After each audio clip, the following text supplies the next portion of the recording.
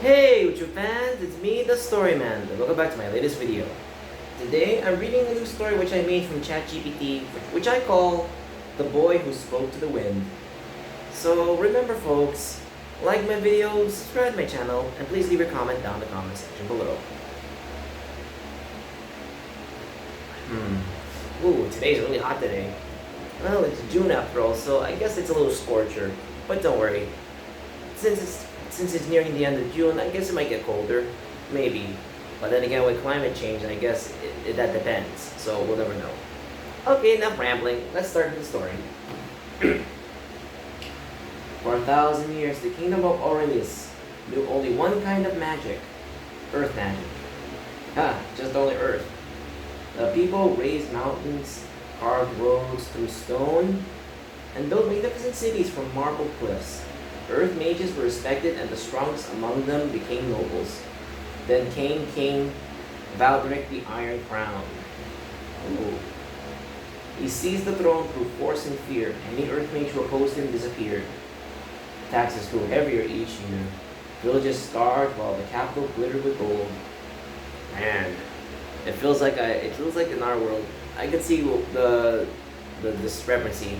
There are some buildings that are clean, but there are a lot of people who live in impoverished places, and a lot of them. The people endured because they believed there was no alternative. They were wrong. Looks like there might be another chance. Well, let's see how this goes. In a small farming village near the Western Plains lived a 10-year-old boy named Emmerich. Emmerich was an ordinary child. At least that's what everyone thought. One summer afternoon, he sat atop a hill watching clouds drift across the sky. A warm breeze danced around him. Man, I can imagine how nice that would be. A warm breeze on a sunny morning. How nice that is. He said in his wish, "I wish I could fly," he whispered. Then the wind suddenly swirled. As you can see, leaves rose into the air. Grass bent outward in a perfect circle. Emmerich stared in disbelief. The wind had listened. He was surprised. He had seen earth magic move rocks, but this was the first time he had ever seen. This was something new to him. He had never seen it ever. It's like something unbelievable. Over the next few weeks, he experimented in secret. He learned he could call gentle breezes with a thought. Soon he could create gusts strong enough to knock over scarecrows. No one had ever seen such magic. Earth magic came from stone. Fire only exists in legends. Oh. Water and lightning belonged to myths. Wow. Looks like those elements are still non-existent back then. Now that's a pretty frightening thing. Fire was something like existed in legends? I can imagine how they get light. I wonder how that works. But then I don't know, But again, Earth had geothermal energy, but let's see. Wind magic was considered impossible. When Elias finally showed his parents, they begged him to keep it hidden. This is what they said. "If the king learns about you," his mother warned, "he'll either use you or kill you." Emmerich. Ooh. I can imagine that's a fair point though. If the king sees a person wielding another magic other than earth magic, he could face an enemy, a challenger. So Emmerich remained silent and hidden. Well, for a while anyway. There's more. 3 years later, royal tax collectors arrived at the village. The harvest had failed due to drought. The villagers had barely enough grain to survive. The collectors demanded payment anyway. When the village elder protested, a soldier struck him to the ground. Emmerich felt anger boil inside him. The wind answered, "I can imagine seeing your beloved one get hurt because of an unfair tax. You could feel like his rage was boiling over. You could summon a hurricane." A powerful gust erupted through the square. Soldiers were thrown from their horses. Tax records scattered into the sky like frightened birds. The villagers watched in shock. Did that just happen? What was that? The soldiers fled. "Run away! Run away!" I can imagine that's what they'll say. They have never seen anything like it. By morning, stories had spread across the countryside. A mysterious mage who commanded the wind. They gave him a title. They call him the Whispering Storm. Wow, that's actually a pretty good title. Not bad though. The king heard rumors. There is no wind magic. But when 3 separate patrols vanished after encountering strange storms, he stopped laughing. So, it is real. He ordered his generals to capture the boy. Emirates spent the next year running. Fair point though, you can't stay in one place. If you're hunted, you have to move, no matter what. And I can imagine he has to be like the wind. Truly be like the wind. Nothing can ever truly weigh him down. Yet everywhere he went, people offered him shelter. Farmers, blacksmiths, merchants, miners, they all suffered beneath Vladrik's rule. And they all wanted hope. They saw him as a savior. For the first time, they had seen someone who actually helped people. This was the hope they've been waiting for. I can imagine how that would be. And Emret began speaking in village squares, not as a warrior, not as a chosen hero, as someone who understood their pain. This is what he said. He announced, "The king is powerful because we obey him," he told crowds. "If the people stand together, no throne can stand against us. We are all united. If we fight together, no one can stop us." The message spread faster than any army. I can imagine that's the kind of hope they've been waiting for. A cool breeze of fresh air. A breath of fresh air for them. For the first time, they had hope. Soon, thousands secretly supported him. Earth mages who hated the king joined his cause. Workers sabotaged royal supply lines. Villagers refused to pay taxes. Soldiers deserted. The rebellion had begun. I guess I can understand that if you live under a tyrant, even your own soldiers will have no reason to obey you. They will fight you in secret, and they'll do it, and they'll defect. They'll just do it in ways you just don't see it. We have seen it many times, and that's how they do it. Vladrik responded with brutality. As of course, a typical tyrant, they use force. And of course, that never works. That just makes them hate you more. Entire towns were burned. Hundreds were imprisoned. He believed terror would restore order. Instead, it fueled resistance. All that did was just make them stronger. Vladrik's cruelty had only made their resolve and the things to see better, made them stronger than ever, to the point they will never surrender. Every act of cruelty created new rebels. Every execution created new martyrs. Emret traveled constantly. Like the wind, he cannot stay in one place for long. Using powerful wind currents, he crossed the kingdom in days rather than weeks. And he must have used flight. They used the wind to fly. And that could be awesome. He carried messages between rebel groups. He united scattered movements in a single revolution. For the first time, the people acted together. I wish our people like that back in our world could do it better and take it seriously and be actually truly what they were back then. But I guess that'll never happen. Let's read some more. After 2 years of uprising, revolutionaries surrounded the capital city. I can imagine how Vladimir must be scared. He's still frightened that they'd be surrounded. But this is what Vladimir did. Vladimir still possessed the strongest army in the kingdom. He still controlled the royal fortress. Many feared the rebellion would fail. Emret knew victory required more than force.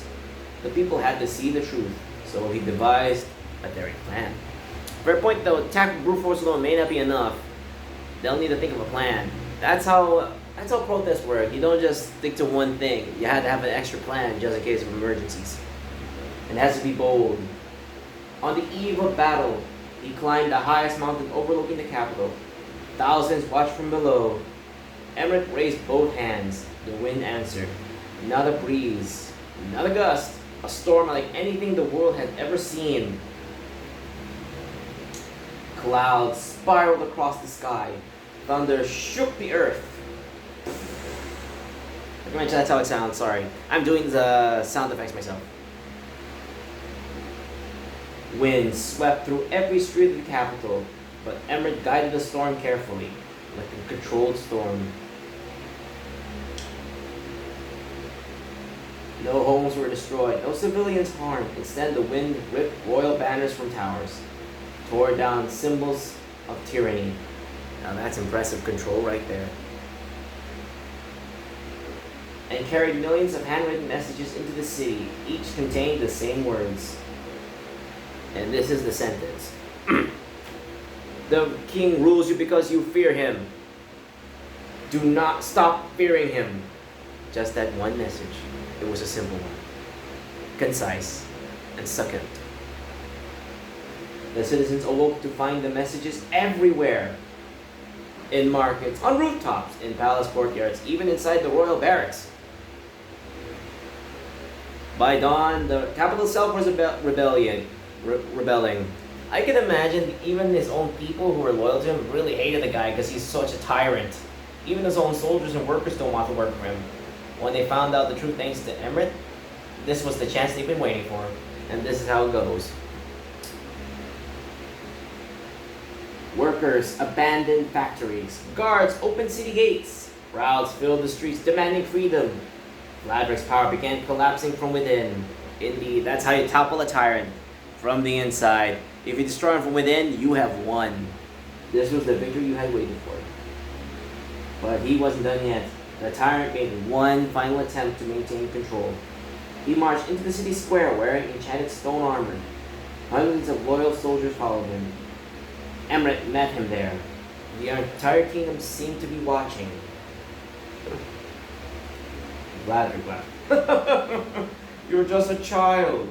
Elias shook his head. No. He looked toward the people surrounding the square. I'm proof that the world can change. Indeed, he brought the winds of change. The king attacked. Stone pillars erupted from the ground. Buildings trembled. The earth itself seemed determined to crush the rebellion. Emmerich leapt into the air on a column of wind. The crowd gasped. For hours they fought. Stone against sky. Power against freedom. Finally, Emmerich noticed something important. The king's armor was incredibly heavy. Wearing stone armor, that could weigh it down. I think that Emmerich could use it to his advantage, and he did. Powerful, but heavy. He smiled. He had found a weak point. The wind intensified. Stronger, stronger, stronger, until a roaring cyclone surrounded the tyrant. Vladrik struggled to move. The pressure of his own armor trapped him. The stone tore away his crown. Then his weapon. Then his pride. Oof, that's embarrassing. When the wind settled, he stood defeated before the people he had oppressed. Not dead. Powerless. That's even worse. You're alive, but you're completely helpless to do anything. Exactly, he had left countless others. The citizens arrested him themselves. Citizens' arrest. The revolution had won. This was Emmerich's victory. After the war, many expected Emmerich to become king. He refused. He said this: the revolution wasn't fought to replace one ruler with another. We mustn't replace one power with another one. We have to change. There has to be a better path. And this is what he said. Instead, representatives from every region formed a council. The people will govern together. Imperfectly, perhaps. Fair point, though, but freely. Yeah, a lot of people would have a hard time working if everyone has a different agenda. Well, maybe they might work, but it might work. Imperfect, but it might. Maybe. It worked in America, but let's see how long that lasts. Well, we don't know. It works. It works. Not well, but it's still okay. As for Emmerich, he continued studying wind magic. Soon others began discovering new forms of magic as well. Water, fire, lightning. So the other elements come into play. The world had been larger than anyone imagined. The age of Earth alone had ended. It looks like new magic has come in. Element magic has begun. A new era. Years later, children would learn about the boy who changed history. Not because he possessed extraordinary power. Even though he did possess a lot of power. He was the first ever. But because he taught ordinary people that they possess power too. The only way they make you truly powerless is that make you convince you that you are powerless. That's how it works. The wind had made Emmerich famous. The revolution had made him a legend. And the freedom he helped create endured long after the storm had passed. Indeed, even after Emirate's gone, the winds of change still move forward. Life goes on. The wind is ever unchanging, ever changing. Cold, warm, good, bad, a storm or a breeze. The winds of change he did, and that voice spoke to it and he brought change for the better. The winds of freedom. And that's the story. And thank you for watching my video. This is the Story Man signing out. So remember folks, like my video, subscribe to my channel, and please leave a comment down in the comment section below. Remember, hit that like button. Hit the like button by clicking the thumbs up down there to like this video. Subscribe to my channel. Hit that bell to get subscribed to my channel to get notifications from me and uploads from me and videos, and notified of what kind of thing I write down. Comment down the comment section below, down there, under the video, down the comment section. You do that first by, you comment there, comment what kind of story you want me to make. I will make it, and if it's good, I will make it a story using Chat GPT, and I'll give it as much life as possible. And I'll do it. Everything you request, I will do it. If you do all that, this thumb will reach at the end with a thumbs up. Remember, like, comment, subscribe equals a thumbs up from me to you. But remember folks, the story may be made by Chat GPT, but the voice acting, dramatic flair, ad-libbing, storytelling, and narration are all done by a real human being, for which I call myself the Story Man. Thank you and goodbye. Remember, like, comment, subscribe equals a thumbs up. Goodbye and goodbye and goodbye. Goodbye. Goodbye. Goodbye. Bye.